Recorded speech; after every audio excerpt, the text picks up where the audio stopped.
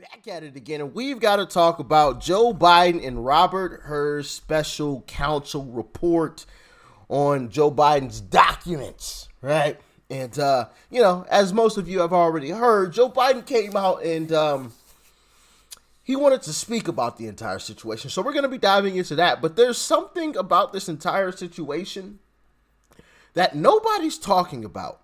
And I'm going to talk about it here. It's going to be at the very end. I've got a lot of clips to show you guys, so bear with me. But I do think every one of these clips is important for you guys to see. I had a lot more clips, but I eliminated them because I didn't want to make this video an hour long. It's already going to be pretty long. So kick back, relax, grab a drink and a snack of your choice, and let's dive in.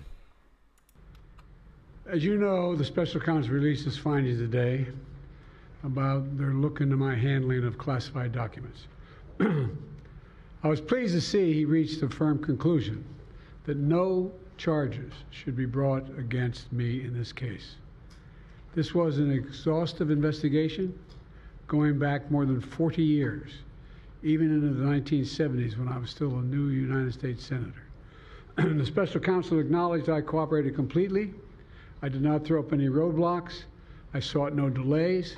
In fact, I was so determined to give the special counsel what he needed, I went forward with a 5-hour in-person interview over 2 days on October the 8th and 9th of last year, even though Israel had just been attacked by Hamas on the 7th and I was very occupied.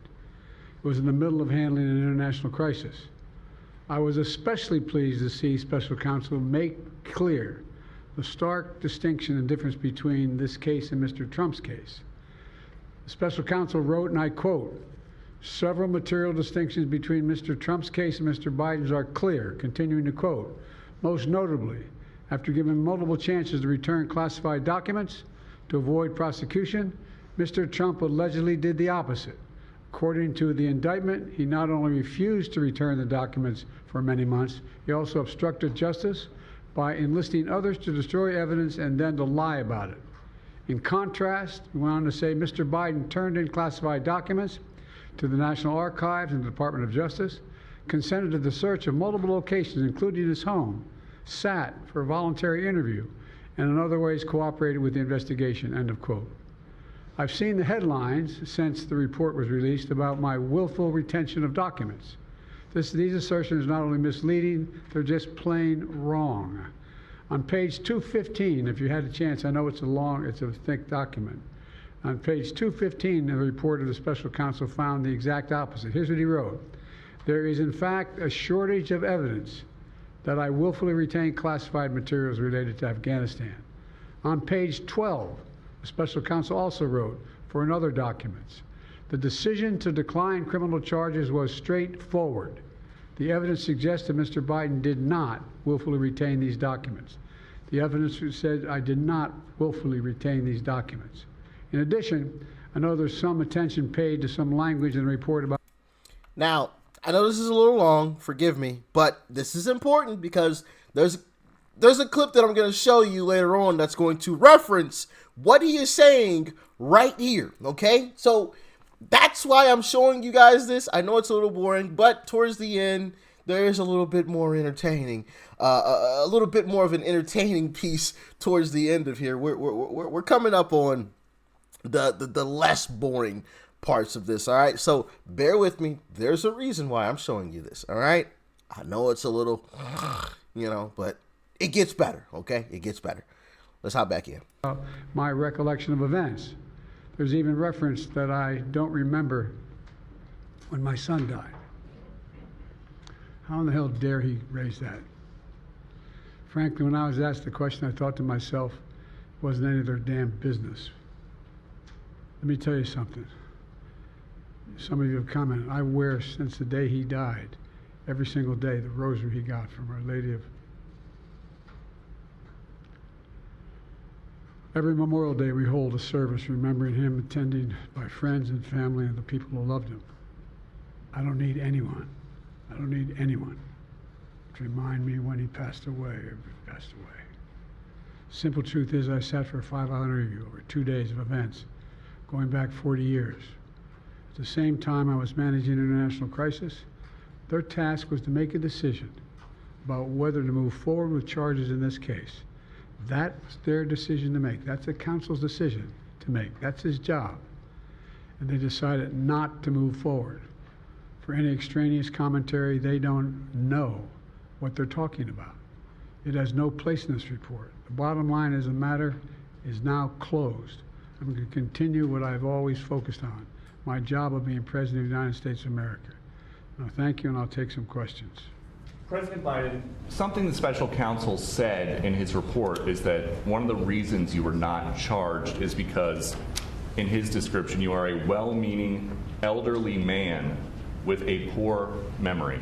I'm well-meaning, and I'm an elderly man, and I know what the hell I'm doing. I've been president, and I put this country back on its feet. I don't need his recommendation. It's totally How bad is your memory, and can you continue as president? My memory is so bad I let you speak. That's Do you my feel your memory has gotten worse? Hold on, wait a minute. That sounds like dictator language right there. Wait a minute, hold on. His language is so bad that he let him speak. Is that implying that he may not have let a gentleman speak? That sounds like a dictator to me. You know, that sounds exactly like a dictator. And you know, the only reason why I say that is because if Donald Trump had said something like that, that's exactly what leftist media would be saying. So, is Joe Biden a dictator? I'm just asking.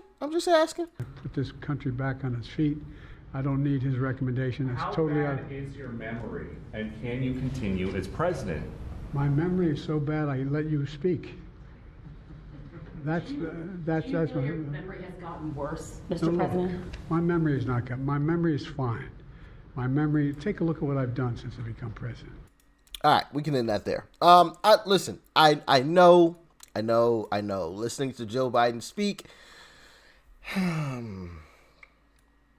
it's not the most entertaining thing in the world, you know, especially when it's a longer clip like that. But, you know, he was saying that his memory was fine, but he had a little mishaps with recalling Mexico's president. The conduct of the response in Gaza, in the Gaza Strip, has been over the top. I think that, as you know, initially the president of Mexico, Sisi, did not want to open up the gate to allow humanitarian material to get in. I talked to him. I convinced him to open the gate. I talked to Bibi to open the gate on the Israeli side.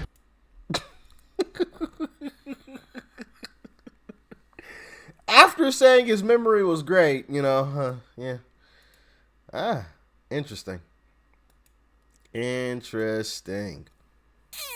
Yeah. And, you know, of course, you know, CNN comes out in defense of Joe Biden and his terrible memory.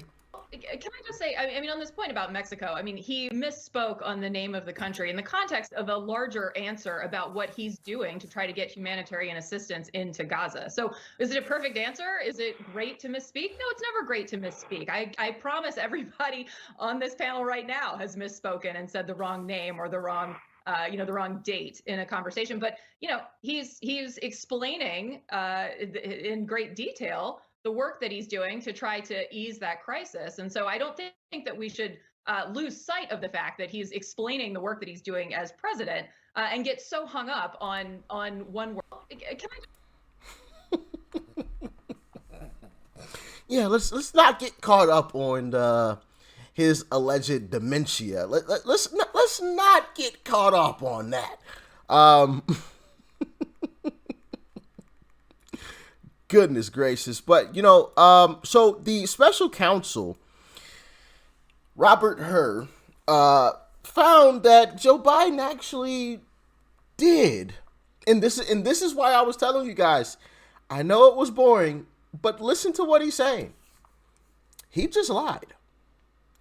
And it was aired on national television. You guys remember when Rachel Maddow got on TV and said, we are not going to air Trump's speech because of misinformation. If we see anything or hear anything that's important and pertinent to you guys, we will report on it. But because of the misinformation, she said something along these lines. She didn't say those words exactly, but along those lines that, hey, because Donald Trump lies a lot, we're not going to show you guys his actual speech live. Well, I wonder what MSNBC is going to do now and Rachel Maddow, because Joe Biden just stood up there and blatantly lied. And CNN, of all places, actually spoke the truth. Here are the facts. Joe Biden, established by this report, Joe Biden retained sensitive classified documents after he left the vice presidency. Marked classified? Or? Yes, marked classified, highest level, top secret SCI. They related to our international affairs, to war plans, to foreign relations. He knew it. He knew it. He's on tape after he's out of the vice presidency saying to his autobiographer, the classified documents are in the basement. He knew it. But he just denied that. Exactly. That was a key part of the report. It's the second sentence in the report, and he just denied sharing that with the ghostwriter. And I just looked at this closely. They had recorded conversations between Biden and this ghostwriter. Exactly. He did what now, CNN? He got on national television and lied? I thought that was only left up for Trump to do. I thought Donald Trump only did that. Huh. I wonder if Rachel Maddow's going to air Joe Biden's speeches still. What do y'all think? Let me know. Ultimately, what Robert Hur says in this report is essentially the technical elements of a crime, it appears Robert Hur is saying, were met. But what he ends up doing is looking at the soft factors. And you're allowed to do that. You have to do that as a prosecutor. And he takes into consideration things like what he says, and maybe this is overstated, maybe not. I'll leave that to the political folks. But he says, essentially, Joe Biden would have created a sympathetic picture in front of a jury. He had memory issues. He had age issues. And that goes into, was he able to form the mental intent here? Joe Biden has what? Mental issues. Well, I'll be darned. Didn't they call Republicans, right-wing extremists, MAGA extremists, crazy, cuckoo for Cocoa Puffs people, because we said he has some mental issues? Didn't they call us crazy? Interesting. And now a special counsel allegedly doesn't want to prosecute him because he would look or portray a sympathetic image because of his mental issues and his age.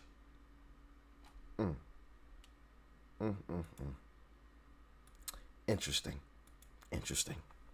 I don't think the president did himself any favors in that speech. He undercut two of his biggest messages. The adults are back in charge by sort of being dismissive of, yes, he was exonerated. He's not going to be convicted or tried for this, but there's some really damning pieces of information in here. He had deliberations around Afghan war plans with him. He spoke to a biographer about classified documents who didn't have clearance. This showed a decent level of reckless mishandling of classified information. He said in that he didn't. He said that he didn't. So I think there was a dismissiveness to the seriousness of this. And then on the other hand, they were using this bizarre line to say he stepped away from an international crisis, the biggest attack on our ally Israel since the Holocaust, to go deal with a self-inflicted investigation by the Department of Justice. How is that supposed to inspire confidence? I don't know why he went back out. He already said most of this in Virginia today, but this is becoming a 5-alarm fire for the White House. Mexico? Where did that come from? 5-alarm fire for the White House. And CNN is admitting it. I got to give credit where credit is due. But, we have been proven right, guys. Once again, right?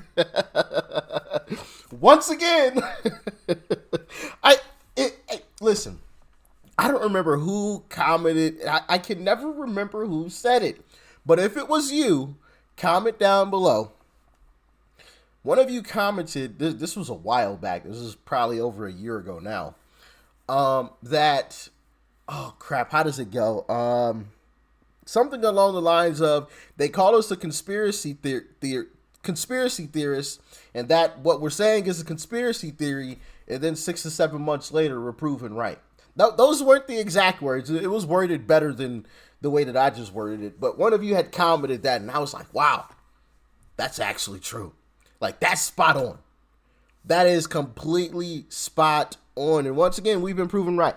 You know, they call us crazy and right-wing extremists, and then 6, 7 months later, hey, yeah, those guys that we were calling extremists, they were actually right. Just saying. Just saying. But I think there is also a potentially very damaging political headline that we really need to take a beat to talk about as well. And that is, simply put, that the president is an elderly man with a bad memory. If you look through the report, and I'm just still going through every page of this, but if you go through it, there is a detailed explanation here for why the special counsel's office decided not to bring criminal charges against the president. And at various junctures, the report mentions the president's memory and memory issues being a factor. For example, it says the president's memory was significantly limited, both during his recorded interviews with the ghostwriter that Evan was talking about in 2017, and in his interview with our office in 2023. It also makes a reference at another point in the report, Mr. Biden's limited precision and recall during his interviews, again, with the ghostwriter and with the special counsel's office. It also talks about how President Biden could present himself to a jury as a, quote, sympathetic, well-meaning elderly man with a poor memory. Now, I don't have to tell you that these headlines sort of write themselves as far as sort of the opposition and critics and Republicans are concerned. This has been an area of targeting by Republicans and the president's critics for a while now. You know, even this week, we have been covering the fact that the president has had a number of misspeaks, a number of missteps when he was recalling events from the recent past, when he was talking about meeting with different world leaders, mixing up their names and who they were, who was alive at the time and not. So in this way, I think it is just an important sort of framing and ammunition that this report offers to the president's critics, including, of course, former President So what you're saying is, we were right. We were right to call out Joe Biden's mental strength, or lack thereof, I should say. We were right. That is what you are telling me. And, you know, I got this one last clip. Well, it's not the last clip. I've got a couple more clips before.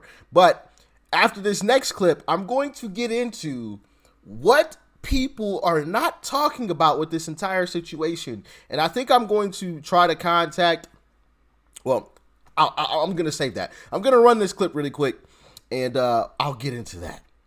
You could go to any federal prison in the country, pick any random inmate, drug dealer, murderer, anybody there, and they would be more mentally capable than the President of the United States of America. It is a very low bar to be ruled mentally fit for trial. That very low bar, the most retirees in most retirement communities all across the country can meet, the President of the United States does not meet. When they talk about diminished faculties, those are phrases you hear in a hospice care setting when they're explaining to the children of the patient why grandpa is biting the care workers. That's how bad this is, Jesse. That's the President of the United States. And he certainly, as Mark said, did not allay any concerns when he thinks the President of Egypt is the President of Mexico. He went on TV live tonight and talked about opening up humanitarian gateways from Mexico to the Gaza Strip. Do you know how demented and deranged that sounds? A man shouted at angry reporters, accosted them, screamed at them, and then he said, oh, let's talk about the president of Mexico, El Sisi, and our plan for Gaza relief. This is a PR catastrophe for the White House, but it is a national security catastrophe, Jesse, for the United States of Facts. Facts. Now we got to get into the pressing issue that most people aren't talking about here. And Marjorie, take it away. I think we're in a national security crisis. If the man is not fit to serve trial, Joe Biden has not served a fit trial, then he is not fit to serve as president of the United States. As president of the United States, he carries around the nuclear football. I mean, think about that. He is making the biggest decisions on behalf of our entire country, not only our country, but in a large part, the entire world. Yet he's not able to serve, not able to stand trial for all the documents that he kept, not only as vice president, but also as a senator. This is extremely serious. I look forward to talking with Speaker Johnson and many of my colleagues. We need to look at possibly impeachment, but the cabinet should be invoking the 25th Amendment. He's a sitting president, so he can't sit trial, right? But the special. Did you hear what she said there towards the end, or at the end? 25th Amendment. Now, I like Marjorie Taylor Greene. I do. I don't agree with her on every single thing. There's some things where I'm like, Marjorie, it's a little crazy. And this is one of those things. And this is what I was getting at the very beginning of this video that most people aren't talking about. You remember when they told us we were crazy and that Joe Biden was fine? He wasn't crazy. He wasn't losing his memory. He was completely fine. That was a right-wing talking point. That's a MAGA extremist talking point, right? Why should we bail them out? They want Joe Biden out of the way. At least that's what I think. I think they want Joe Biden out of the way, but Joe Biden won't step out of the way. They came to him. This is just me. Okay, I don't have any evidence to back this up. All right, so don't hit me with no misinformation. All right. I believe they went to Joe Biden and asked him to step aside. Right. And they asked Kamala to do the same, obviously, so they could usher in someone else. Because obviously they can't put in someone over Kamala. That's going to look really bad to their voters. That's going to look real terrible. But they went to Joe Biden, and Joe Biden told them, no, absolutely not. Hey, we gave your son the sweetheart deal, right? Now, step aside and get out of the way. All right? Joe Biden said no. So why should we bail them out and get Joe Biden out of the way for them? Joe Biden is losing in every single poll, minus like one that came out like a week and a half ago where Joe Biden was up by 6 points randomly all of a sudden. Like, come on now. Okay. He's losing in every single poll. Every single issue, you name it, he's losing to Trump on. So again, I asked the question, why should we bail them out? He's been president for this long. I'm just saying, right? Because I hear Marjorie Taylor Greene's point. Yes, he is responsible for a lot. He carries around the nuclear football and whatnot. But